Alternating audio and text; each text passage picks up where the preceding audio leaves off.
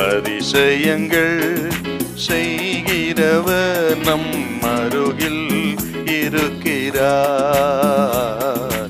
அற்புதங்கள் செய்கிறவர் என்றும் நமக்குள் வசிக்கிறார். மார்க்கு சுவிசேஷம் 14ஆம் அதிகாரம் 8வது வசனம்.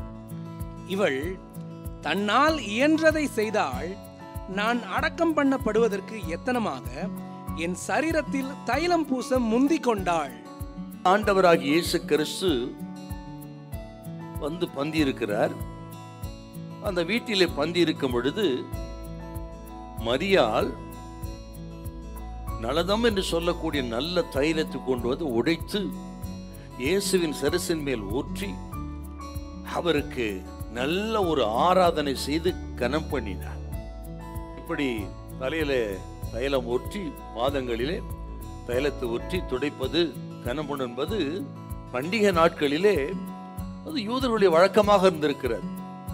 ஆனால் இயேசுநாதர் சிலுவைக்கு போவதற்கு முன்னமே இந்த ஸ்திரீ இந்த காரியத்தை செய்திருக்கிறார்.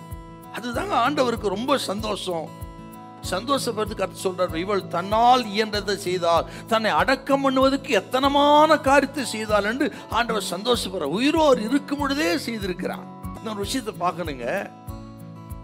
இந்த தைலங்கிறது விலையேற பெற்றது. இந்த நாட்களிலே ஒரு மனுஷனுடைய ஒரு வருஷத்துடைய வருமானங்க அவ்வளவு விலையேற பெற்றது இது என்று சொன்னால், இவள் ஆண்டவருக்கு செய்த அந்த காரியம் எத்தனை ஆச்சரியமான ஒன்று. ஒன்றும் பெரிய கோட்டீஸ்வரி கிடையாதுங்க, சாதாரண குடும்ப பெண்.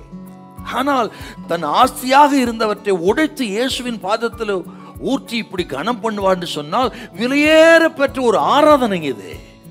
அந்த ஆராதனை அவளை அன்பை நம்ம பார்க்கிறோம். அன்புக்கு விலை மதிப்பே கிடையாது. ஏதோ சுகமா இருக்கும் போது வசதியா இருக்கும் போது செய்யலாம், அது எல்லாரும் செய்யறதாங்க. ஆனால் இயலாத பொழுது, முடியாத பொழுது கர்த்தருக்கு எப்படி ஆராதனை செய்கிறோம்? உண்மையான அன்பு, ஆழமான அன்பு ஆண்டவர் பேரில் இருக்குமானால் நாம் எதையும் செய்ய துணிந்து விடுவோம். இது கேட்கிற அருமையான கர்த்தருடைய பிள்ளைகளே, கிறிஸ்தவர்கள் இன்னைக்கு யாருன்னு கேட்டீங்கன்னா பாதிக்கப்படாதவரை நல்ல கிறிஸ்தவர்கள் தான். ஆனால் தனக்கு ஒரு பாதிப்பு, நஷ்டம், பேர் கெட்டு போயிடும் அல்லது பிரச்சனை என்று சொன்னால் நமக்கு ஏன் வம்பு என்று ஒதுங்கிக் கொள்ளுக கிறிஸ்தவம் தான் நிறைய. இவளை பாருங்க, தன்னை நஷ்டப்படுத்தி கொண்டார், அர்ப்பணித்தார், தனது அன்பை இப்படி வெளிப்படுத்தினார். ஆகவேத்தான் அப்பா சொல்றாருங்க, இவள் தன்னால் இயன்றதை செய்தாள். கர்த்தரை எப்படி கனம் பண்ண முடியும் என்று அறிந்து கர்த்தரை பிரியப்படுத்துங்கள். மனுஷனுடைய பாராட்டுதல் அல்ல, தேவனுடைய அங்கீகாரம் தான் நமக்கு முக்கியம். கர்த்தரை கனம் பண்ணுங்க, கர்த்தர் உங்களை உயர்த்துவார், கனம் பண்ணுவார். நீங்கள் செய்கிற சின்ன காரியமா இருக்கலாம், ஆண்டவருக்கு அதுக்குரிய பிரதிபலனை மிகப்பெரிய அளவில் கர்த்தர் கொடுப்பார், இம்மையிலும் மறுமையிலும் தருவார். ஆக பலனை எதிர்பார்க்காம, மற்றவர்களை பார்க்காம, கர்த்தருக்கு பிரியம் எது அதை முழு பலத்தோடு செய்யுங்கள். உங்களால் ஆனதை செய்யுங்கள். கர்த்தர் உங்களை ஆசீர்வதிப்பார், உயர்த்துவார். அல்லேலூயா, அல்லேலூயா.